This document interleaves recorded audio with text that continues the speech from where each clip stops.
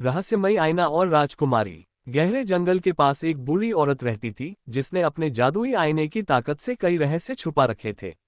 उसकी झोपड़ी पेड़ों से घिरी थी जहां रहस्यमयी सांप और बिल्ली उसके साथ रहते थे।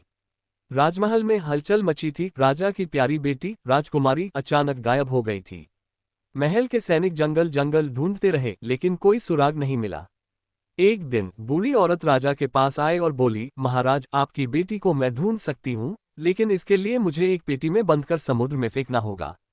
राजा ने ये शर्त मान ली। बूढ़ी औरत समुद्र में फेंकी गई, लेकिन मछुआरों ने उसे बचा लिया। अब वह जंगल में जाकर बस गई, अपने जादू से घिरी हुई। जंगल में एक लकड़हारा था जो सिर्फ देवदार के पेड़ काटता था। बूढ़ी औरत ने अपने सांपों से कहा, उसे मेरे पास लाओ। सांप फुफकारता हुआ लकड़हारे के पास पहुंचा और उसे बूढ़ी औरत की झोपड़ी तक ले गया। सांप ने फुफकारते हुए कहा, याद रखना, जो बुढ़िया तुम्हारे सामने है वह जादू जानती है। अगर उसकी बात नहीं मानी तो वह तुम्हें भी सांप बना देगी।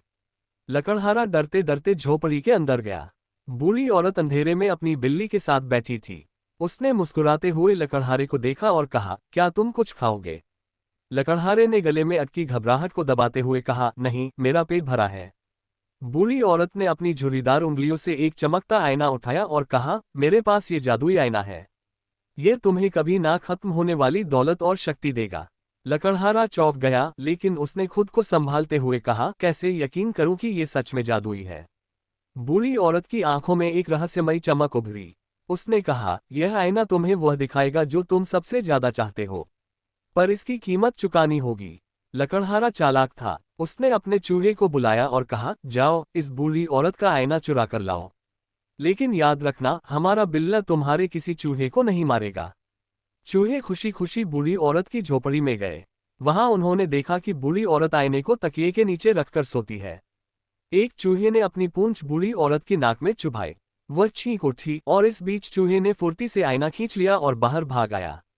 लकड़हारे ने आईना हाथ में लिया और उसमें देखा। उसमें राजकुमारी का चेहरा उभरा। वह एक जादुई महल में रानी बनी बैठी थी। उसकी याददाश्त मिट चुकी थी।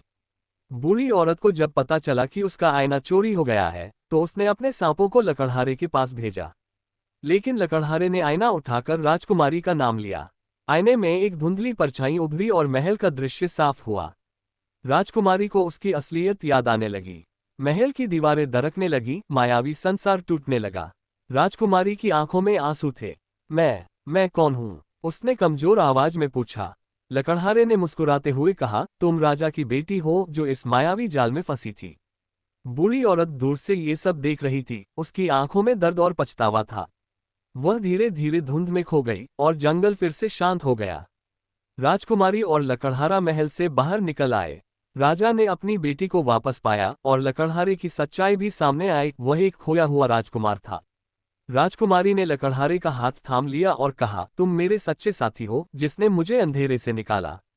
जंगल की रहस्यमयी हवाओं में अब सुकून था और लकड़हारे और राजकुमारी की कहानी खत्म नहीं हुई, बल्कि एक नई शुरुआत बनी।